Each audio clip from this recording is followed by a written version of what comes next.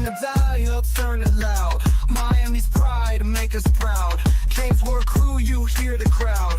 Hurricanes ain't backing down. Every play, every score. Raising bets and raising roar. Rocking orange, green galore. All for one and one for four. We got FTSN, taking names, win it again. Podcast fam, till the end. Tune in, now let's begin. What is going on, Canes fans? I am your host, Brad Tejeda, with another edition of the CanesWear Daily Podcast, only on the Fins Talk Sports Network. Please make sure y'all hit that like and subscribe button. We got great content that's been going on all week, and then we got some more content, not only today, but for the next couple days. I'll be having Cam Debro, Wake Forest 24/7 sports writer of the Demon Deacon Digest. We'll be diving into the Wake Forest Miami matchup this weekend, tomorrow afternoon. But without further ado, this guy needs no introduction. We're going to be talking all recruiting, even some transfer portal targets potentially in the future. But we got our guy Geo Milian, who does some of the best work covering not only Canes football, but all your Miami Hurricanes sports. Geo, what's going on, my guy? Doing good. Past the bye week blues. I hope Canes fans are revved up and excited for the home season finale against Wake Forest on Saturday. I know everyone still is a little upset about Georgia Tech, but it's time to move on. Absolutely. Definitely time to move on. We saw this past bye week while we were able to sit back, relax and watch some football. There were some other big-time teams out there that either lost or went through some battle and trials and tribulations. Even a team like Oregon, getting out that gut-wrenching 3-point win to a 5-5 team over there in Oregon, and then obviously some other teams having some tough setbacks. You even see that Florida team behind Geo's screen got a big-time win against LSU. They're starting to somewhat pick up some momentum on the recruiting front, but like Geo said, the fans, bye week is over. No more overreacting with this football team. We get to go right back into business, and we got 2 more games ahead of schedule. As long as we take care of business, we get to see our team up there in Charlotte. But one thing is for certain, this show, we're going to be talking a lot of recruiting. And one thing that you never want to overreact when it comes to being a Miami Hurricane fan and a guy like Mario Cristobal and the staff ahead of schedule is this time of year.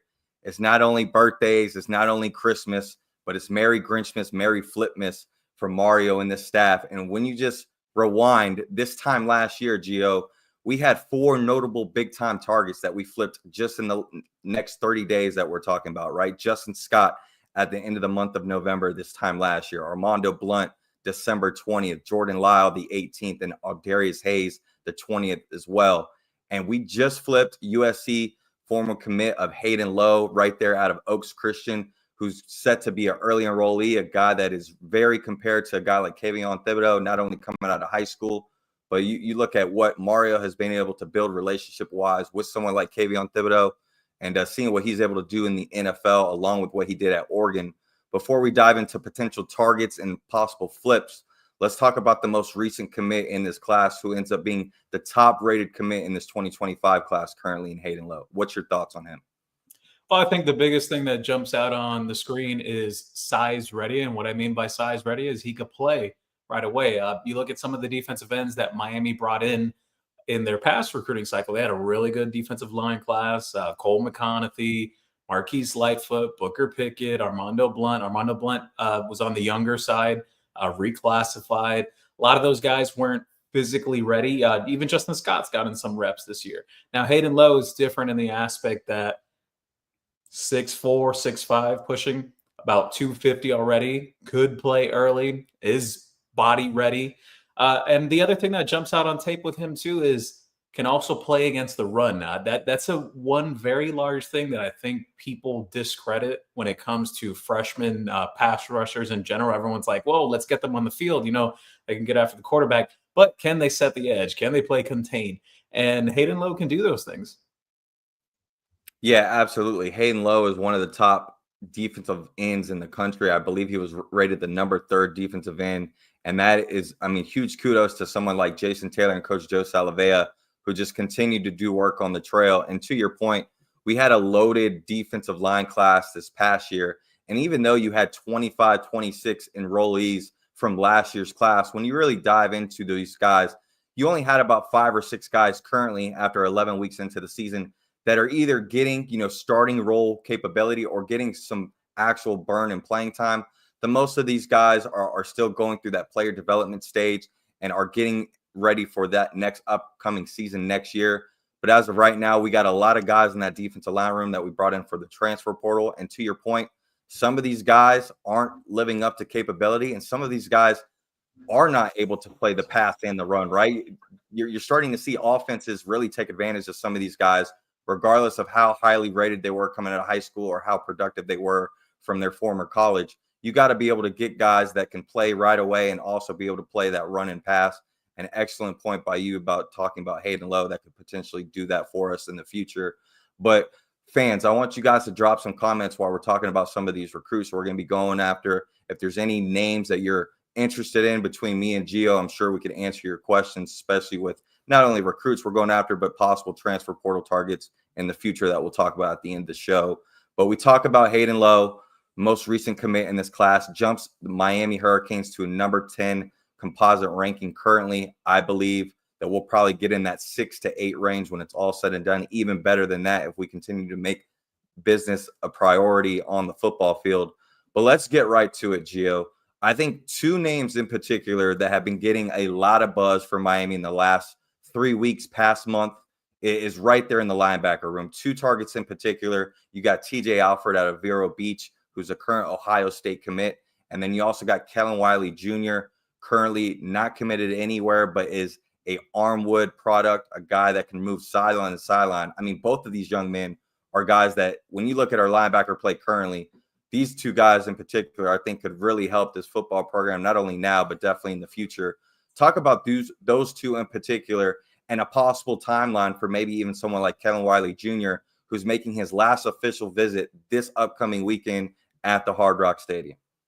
Yeah, well, I expect Miami to put the pressure on. I thought they came really close to getting him to commit when he came down for his Florida State game, which was an unofficial visit. Had the chance to talk with him. He's been really high on Miami for quite some time now. A lot of different programs in the mix for him. Texas in there. Even got a little bit of Alabama, Florida State, Illinois, Louisville. The difference with him compared to some of these other guys that are getting recruited by Miami and they're pursuing, his recruitment really kicked off in like much more high velocity right after his very first game of his senior season. He kind of went under the radar. I guess you can call him a late bloomer if you want or whatnot. Made his way over to Armwood, transferred there his senior year, blew up in that game against Miami Norland to open up the season. And every coach in the country basically wanted him from that point on. 6'4", about 225, 230. Can rush the passer, can drop back in coverage, and can blitz. Does a lot of great things. Phenomenal athlete himself. I get the sense, though, with his recruitment, I have been a little surprised that he hasn't jumped into the boat yet for Miami. They've done the best job in terms of recruiting him throughout the entire process. They've had him on campus the most of any school.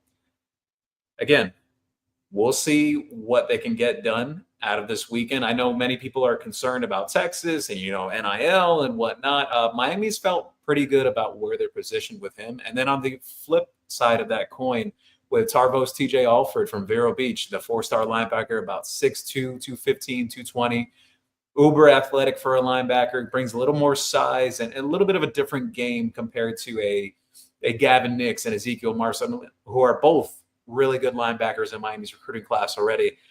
With Alford, I've been mentioning this dating back to when he committed to Ohio State in the spring. He came really close to committing to Miami. He's been thinking about it nonstop since then. He's visited Miami multiple times. Even when some people try to shoot it down, I brought up, I'm like, no, Miami and Alford, they've stayed in communication throughout the entire process. Visited Miami multiple times already this season. And I got the sense coming out of the Miami-Florida State game, out of hundreds of recruits that were in there for attending, he was probably the most through the roof about Miami. Spoke about the legacy of the linebackers that have played at Miami, brought up Ray Lewis, how he's going to be talking with him, getting mentorship from him and whatnot. Even Ohio State side of things, they felt for some time now that he's going to be exiting out of their class. Not that they're pushing him out the door. They'd love to take him, but he wants to stay home, and his parents have really been pushing that narrative too about him staying home as well. So I think if you had to put like a betting dollar of one of those two linebackers to commit next, it's probably Alford right now. And I probably wouldn't have told you that pre-Florida State. It seemed like it was Kellen Wiley back then. Absolutely. And I think one narrative that doesn't need to be pushed this time of the year as far as Mario recruiting is he has no problem flipping guys from Columbus, Ohio over there in Buckeye territory. You go back a couple years ago with someone like Mark Fletcher that we flipped late in the cycle. And then this past year, guys like Jordan Lyle and Justin Scott, just to name two right off the bat, just in this time period alone last season, we were able to flip those two guys as well. Now, I want to ask you this, Gio. You mentioned Ezekiel Marcelin and Gavin Nix, who are two guys that the staff believes very highly of and definitely have been productive their senior year. When you go back to this linebacker recruiting class, not just last year, but the year prior, right? 2 years ago, we ended up signing 4 linebackers in this class. And currently, you only have 3 still on the roster, with Marcellus Pulliam ended up parting ways this past season. And then this past cycle, you only ended up landing 2 linebackers in this class. Do you think that we may have the opportunity possibly of grabbing 4 linebackers again this class? Or do you think this is more of a scenario where it's really the first guy that wants to get in the boat is who we take? Or if both of these young men want to be Hurricanes, is there any way we end up getting all 4 of these guys in this class? There's definitely the window of opportunity to take all 4, and Miami is willing to take all 4 of those linebackers. And the way you look at it is like this: competition will settle everything on the practice fields in Greentree. You saw this a year ago when I shouldn't say a year ago, maybe 7-8 months ago when Cam Pruitt arrived in Coral Gables. He ended up pushing some guys out of the linebacker room because he was so impressive for a true freshman. A guy like Caleb Spencer, who's making plays at Virginia Tech, ended up leaving the Miami football program. And the same thing for Marcellus Pulliam as well, because Raul Popo Aguirre really stepped up from the spring heading into the fall. So I think you just have to. You have to continue elevating the competition in that room, continue getting better and bringing in better talent and different body types too. Obviously, you see this trend now with Miami since Coach Derek Nicholson has come in as the linebackers coach. You're seeing 6'2" and above for the most part, guys that are 220, 230 and can play from sideline to sideline. Now, I know Gavin Nix is not like your prototypical size. He's more 5'11", 6 foot, maybe some change there.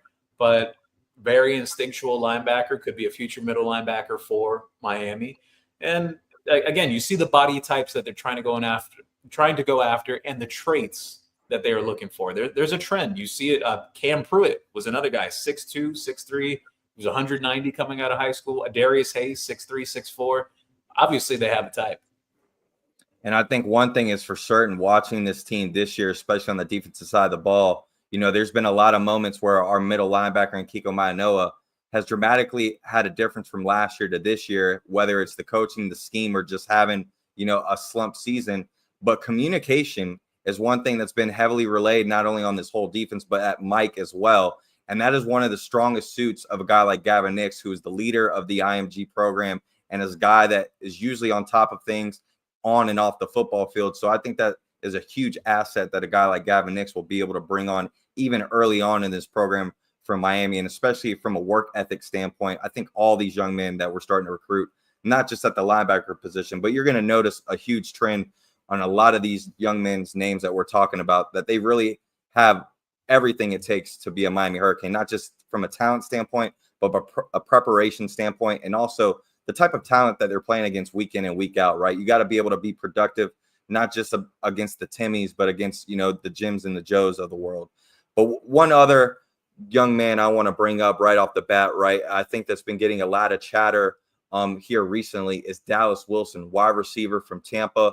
This is a guy that I would say probably 4 or 5 months ago, Gio, you, I, and a bunch of others, this was probably one of the top guys on Miami's board that we felt very confident we could probably flip as the season has gone on. Kind of the from a media aspect, things haven't really been boasted the way it has been in months past. But now with 14, 15 days left to go and early signing day, we know this is crunch time for Mario and the staff. And it seems like the trend is starting to pick back up with someone like Dallas Wilson. What are your thoughts on Dallas Wilson as an overall player and how he could possibly fit into this offense in the future? And what's the chances and likelihood of a team like Miami possibly flipping him? So I think as a player, his ceiling is very high. If anyone is expecting like a immediate impact guy, I don't think he's necessarily that. May need a little bit of time and seasoning and whatnot. Probably will play as a freshman no matter where he goes. But if someone's expecting like a Jeremiah Smith type of takeover, I don't think that happens. Dallas Wilson still needs some seasoning. Now, in terms of his recruitment, I'll share this, and I've been saying this throughout the entire process. Early on, I was told from people very close to his camp that there's a lot of people with connections here in South Florida, even to his recruitment as well, that they got the general sense early on that he was very much locked in with Oregon. Then they felt there was kind of a window with Miami in between the spring heading into the summer months. He stuck through with Oregon. He has watched Miami play about 2 times this year. Wasn't for a home game at Hard Rock, though.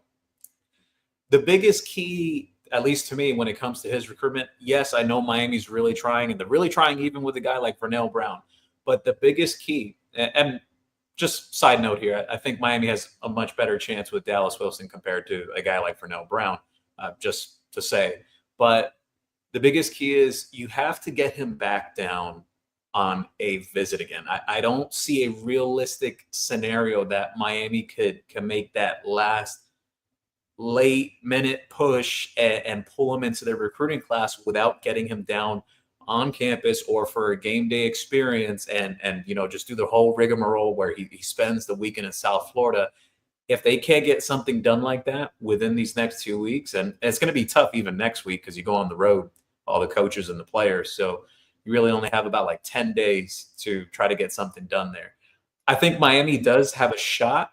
I think a dark horse that doesn't get talked about a bit is UCF. I know I've heard the UF buzz with him recently. I'm not really buying into it that much. I think UCF has always been a dark horse in that race. Yeah, it's interesting you brought up UF and the buzz with a guy like Dallas Wilson. It seems like ever since Florida got the upset win over LSU this past weekend, they've been generating a lot of media buzz for pretty much every target you could think of out there. Me personally, I think it's kind of fake hype, right? When you talk about some of the guys that they've currently actually added since DJ Lagway has improved and become the starting quarterback, I'm really not too stressed or worried about any of the targets that they've been able to flip from a team like Florida State. In my opinion, you're going from shopping at Dollar Tree to shopping at Dollar General, where a team like Miami likes shopping at Gucci, right? We're not settling for anything cheap. And I think this staff, if they wanted one of those type of guys, I think without question we could end up getting those guys. But in recent recruiting cycles, right, especially in the last 2, teams like Florida, teams like Ohio State, we've been going head-to-head with a lot of these guys. You're seeing this year with the season Florida has had compared to Miami, there's not too many head-to-head battles that we're going up against, but 2 in particular. You brought up Vernell Brown Jr., who's obviously a prodigy, a legacy for Florida, not even just with his dad, but his grandfather as well. You're talking about 3 generations of Florida legacies. That one in particular is going to be very hard to flip, even though we've been able to do exactly what you need to do in a 5-star recruiting battle recruitment. I believe this staff has done everything possible they can, but just being realistic, I don't see that happening. But the other one, Ben Hanks Jr., who's also a Florida legacy guy, but as we know, family, friends, they love Miami a lot. And this is a guy that's been able to play high school football right there in Miami's backyard. And I know the staff has pegged him as one of the top guys in the secondary on this board from the beginning. And I mean, when you turn on the defense of Miami this current season, we need more playmakers. We need more ball hawks. We need more football IQ guys that are just true football players. You see what a guy like Cam Kitchens has been able to do the past couple weeks over in the NFL. Someone like Ben Hanks Jr. really fits that type of mold. Tell me about a guy like Ben Hanks Jr. And even though he's been a Florida commit for quite a while, with 14 days remaining, why is someone like Ben Hanks Jr. someone that Miami fans need to circle and watch these next 2 weeks? Oh, well, Miami's always been in the thick of it. There was even a time dating back to the spring that some people around Miami's corner of things, they thought they could have landed him actually heading into the summer months. Florida got some late surge there in his recruitment before he'd made his decision.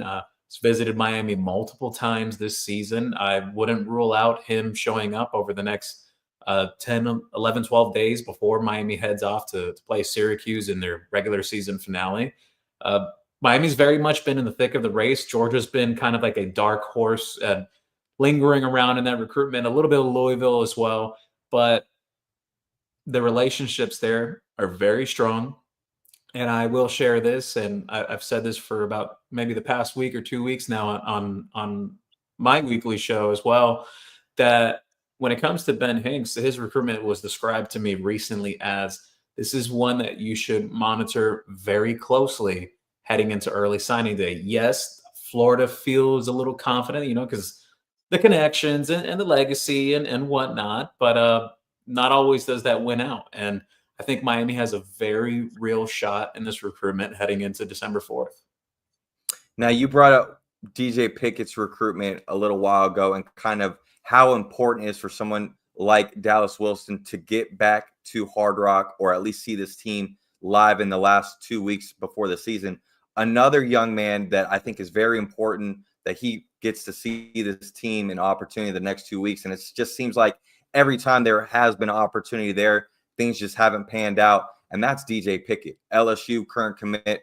He is another guy that is on Miami fans' top of their board, top of their list, along with the staff as well. I mean, I think Ben Hanks Jr. and DJ Pickett are probably the top two defensive targets probably from 2 or 3 years ago that they really pinpoint and say these are the guys that we got to make sure are Hurricanes. Currently committed to LSU. There's a lot of buzz around him wanting to stay in that SEC conference, also get early playing time. Why do you think someone like DJ Pickett, if fans are kind of already scratching him out of this class and saying that we have no faith, no hope at all to get him, why do someone like yourself feel like we still may have at least a little hope in this race? I don't think it's so much just a little hope. Miami's always been in the thick of this recruitment from the word go. I think Florida would have been a much bigger contender in this recruitment if Corey Raymond was still in Gainesville. The relationship there is very strong between him, DJ, and his father as well. Georgia, it's funny enough that he ended up taking a visit to Georgia because I mentioned well over a month ago that Georgia was a program to watch for DJ, and no one was talking about it at the time. And he did actually visit over the weekend, and he enjoyed his visit and whatnot. Miami LSU race for the most part, and I've always stuck with it for months now that I do think there's a path for Miami to flip him on early signing day. Now, when it comes to visits, he's seen Miami about 3 or 4 times this year. He was going to make it in for the Florida State game, had homecoming activities at Zephyr Hills High School. Scheduling hasn't exactly worked out, but he hasn't really visited any other programs outside of Georgia recently. And his family's also taken the approach that they're kind of tired of the whole recruiting process, and he's just going to get hunkered down and get ready to make a final decision. So we'll see how it shakes out there. Would you kind of get fans prepped and ready for this kind of recruitment going into the last 14 days, being on pace or very similar to how the Jeremiah Smith sweepstakes ended up last cycle, where you kind of had to wait to the last 30 minutes before he actually physically announced where he was going to go? Or do you think this is going to be a telltale sign maybe a week before early signing day? Well, I think one of the major differences with DJ's recruitment and Jeremiah, well, I'll use a similarity first. Both of them have handled everything very much business-like. They haven't really trolled any schools or anything like that throughout the process, which I love when kids handle things that way. It's always best like that. Now, the difference that I'll share is not many people know this, and maybe some do, but there was a time that Miami was very close to landing Jeremiah Smith until Cam Ward went silent and declared for the NFL, and then eventually ended up going with Miami. I know some people might get upset about that or whatnot, but there was a very real shot of that happening. The two parties did speak before early signing day a year ago. So, yeah, it's tough. But when it comes to DJ, though, it's really going to boil down to, what does he want most? Does he want to go out of state and play for LSU, or does he want to stay close to home and close to his family? And his family really values the prospect of being able to watch basically all of his games in college. Now, like I mentioned at the beginning of the show, this time last season, Mario and the staff were able to flip 4 targets in the matter of 1 month, going from November to December before Christmas. And now going to today's date, we have already flipped Hayden Low, like we mentioned before, USC commit. We have just mentioned about 4 or 5 potential flip targets. But then you also got other guys behind the scenes that people aren't talking enough of. Someone like Jarquez Carter, who is currently at Ohio State, defensive lineman right here out of Newberry High School, just a few miles away from where I'm staying at. Then you also got some other guys as well. Give me another possible name that fans, or just from a media aspect, aren't really talking too much about. I believe Derry Norris from Spruce Creek just announced today that he is sticking with his commitment. So a guy like him is off the table. But is there anyone else that Miami fans kind of need to highlight, circle, gearing into these last 14 days that you can think of? Well, I do know they're speaking to one other receiver. That is a little more under wraps right now. Can't speak about that publicly. A name that I can toss out there, though, when it comes to defensive tackles, is a name that has resurfaced more recently, and the lines of communication have picked up, is Walter Mathis from the state of Georgia, committed to LSU over Miami in the summer. Miami, there was a time where they felt they were really close to landing his commitment. He's also very close friends with Miami defensive end commit Herbert Third Scroggins, who is actually leading the state of Georgia in sacks this season. He's having a phenomenal season himself, but Walter Mathis is one of those names.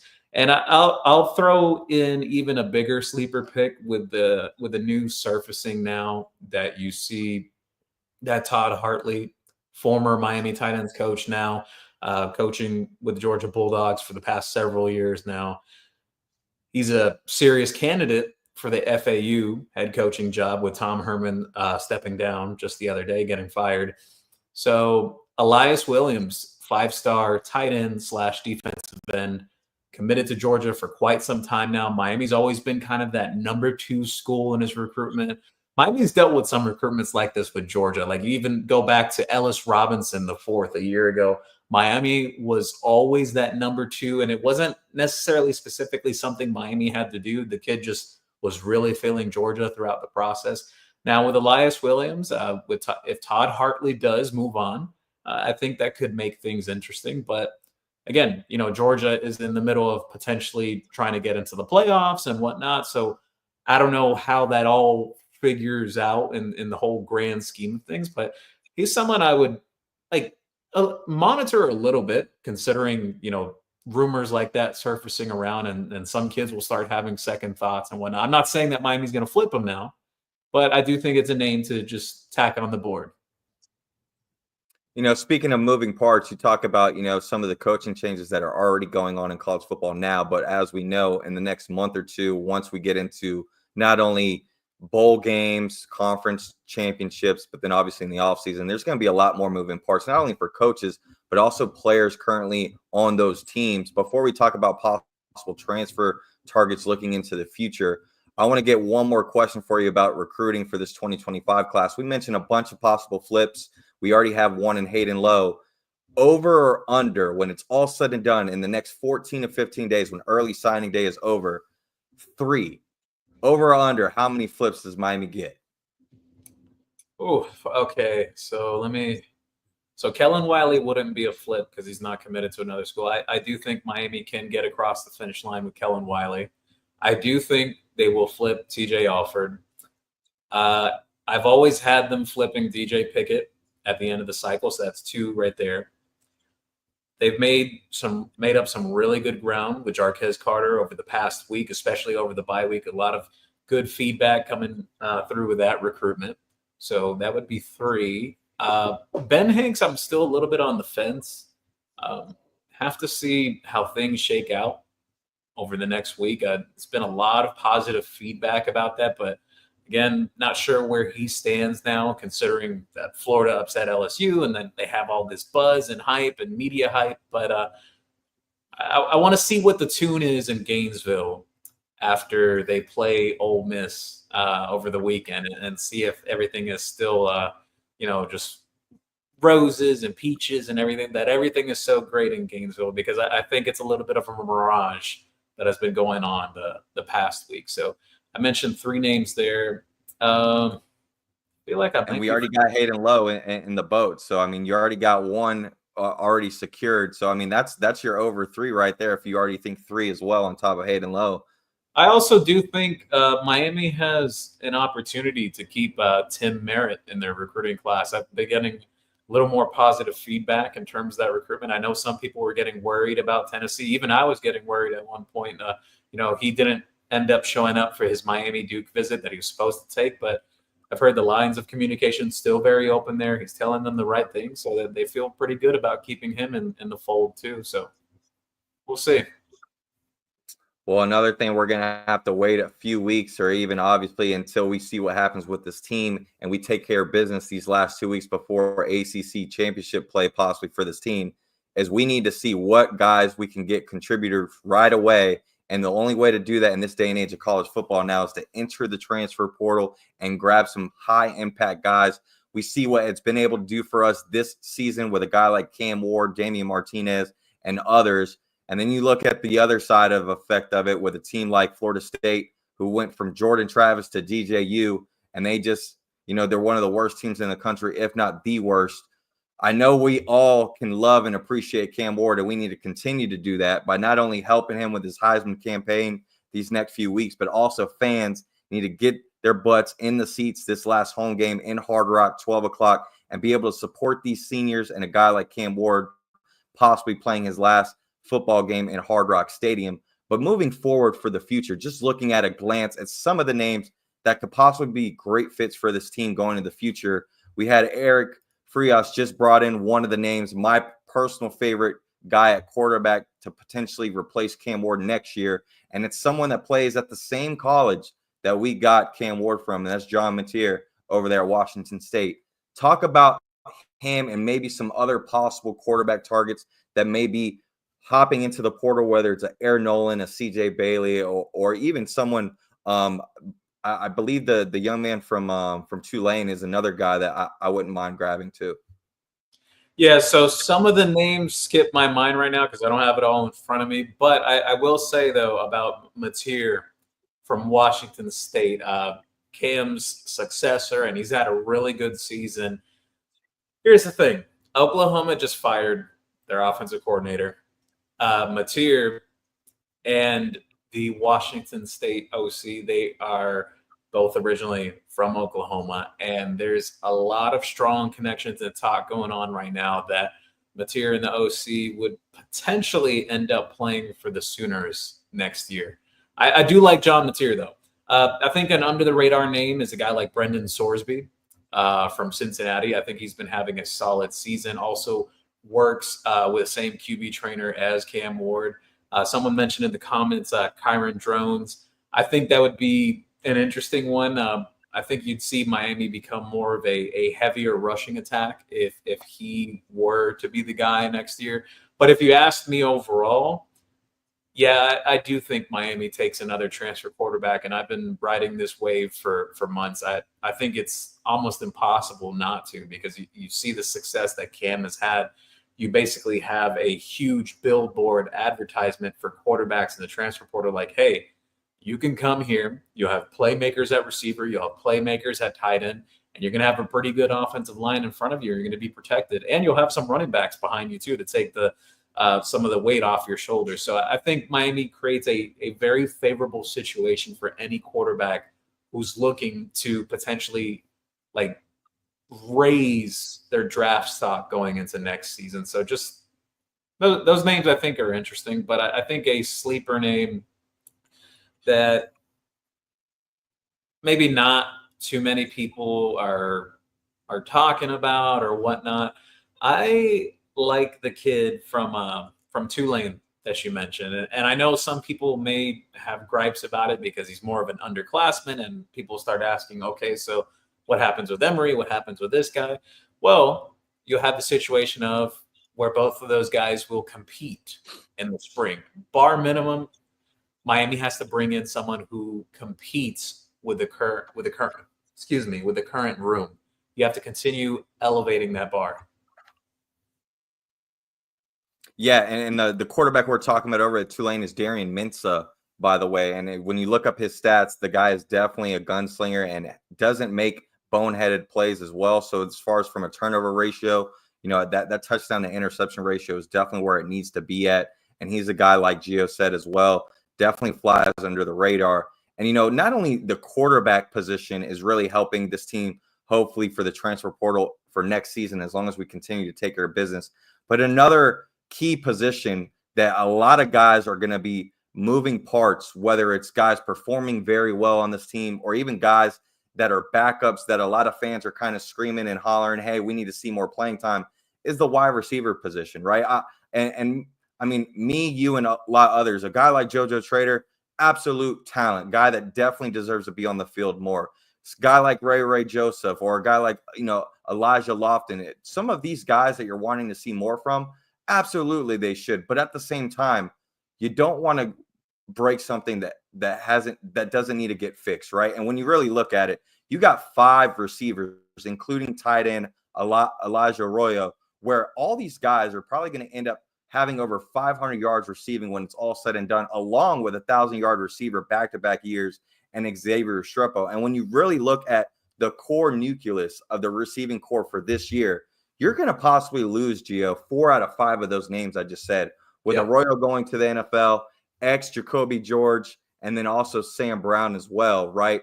With these guys leaving on to the NFL, and then someone like Ray Joseph, JoJo Trader possibly getting into the mix, we are going to need at least 1, if not 2, impact guys in the transfer portal from the receiver room. There's guys like Zachariah Branch out there that could be a possible name, right? But what is the likelihood? What is your radar chances of some crazy scenario happening, right? I know I brought up quarterback from NC State, CJ Bailey, that could be a possible target for quarterback from Miami for next year. With NC State losing guys, not only from a recruiting process of Concepcion, but then that would mean maybe his older brother, Kevin Concepcion, who I know is high on the list for Miami, not only this past class going into the season, but now with things shaking up for his younger brother, what could possibly happen for someone like him and maybe someone like Jeremiah Smith? We've been talking a lot about moving parts. We never know what's going to happen in this day and age of college football. Does Ryan Day test the waters in the NFL? Does someone like Brian Hartline finally get his opportunity as an OC at a different program? What would that mean for someone like Jeremiah Smith, if that's even any type of chance at all, or someone like Kevin Concepcion or Zachariah Branch? I definitely think that situation with Ohio State and Ryan Day, like if they don't make a deep playoff run, like if they don't make it to the national championship game, that's like their expectations this year. They've spent more money than anybody in the country on their roster this season. They've gone all in. If they can't even make it to the big game, I definitely think there's a lot of people calling for the head of Ryan Day. What happens from there is like, who do they end up hiring? All the question marks and whatnot. I do think, though, if Ryan Day is still there, I think Jeremiah Smith stays put. But would be phenomenal if he came back home. But that very, very big hypotheticals there.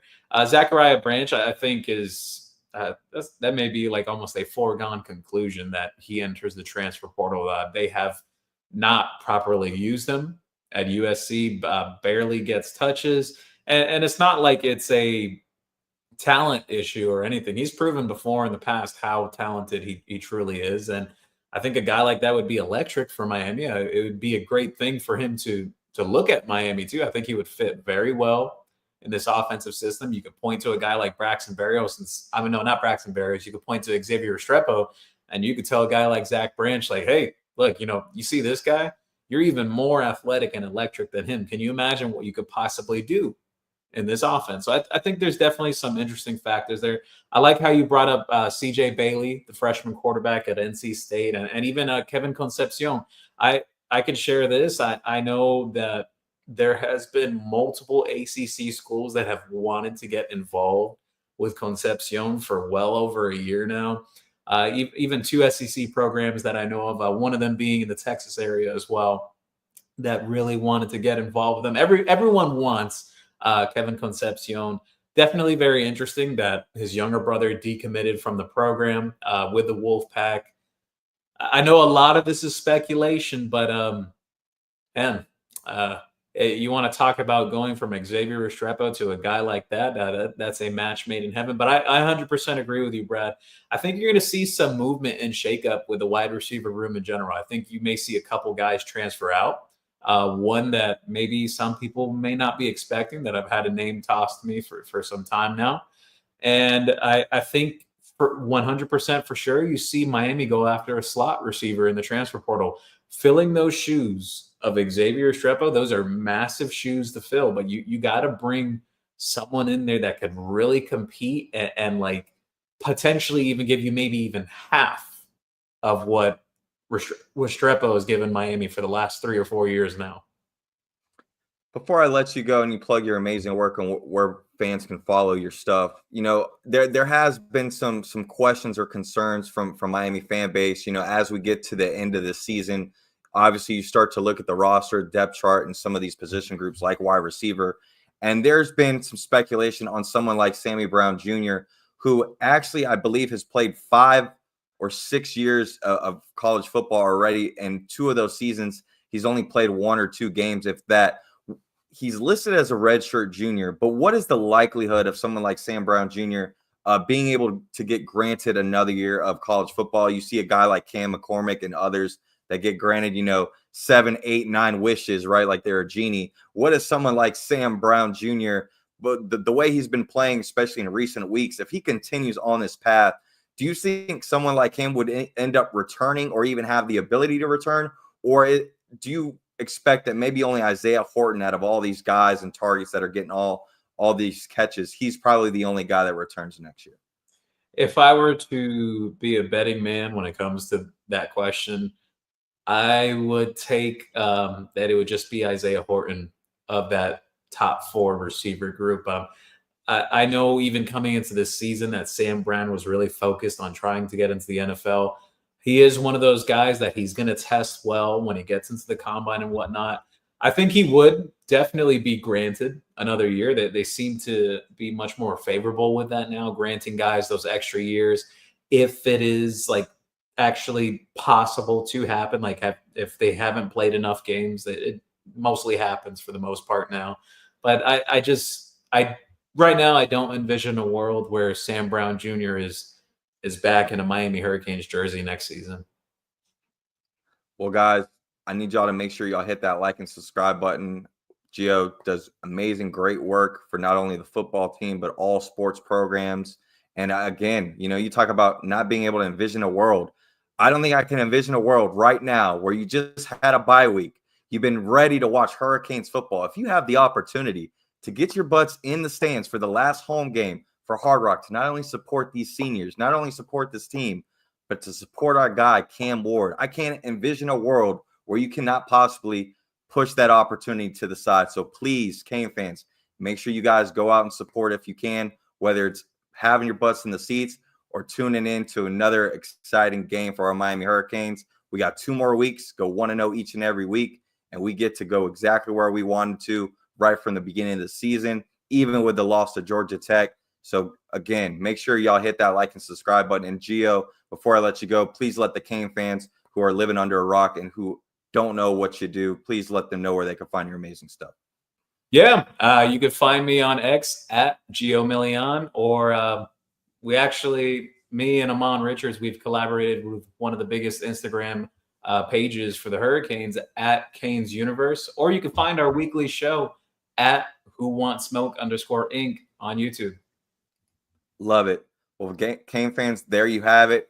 Brad, Geo, we talked all your recruiting buzz, all the recruiting info, even possible future potential targets for the transfer portal. We got 2 more weeks of regular season. Let's get this W against Wake Forest. Brad, Geo, we're out. Go Cane.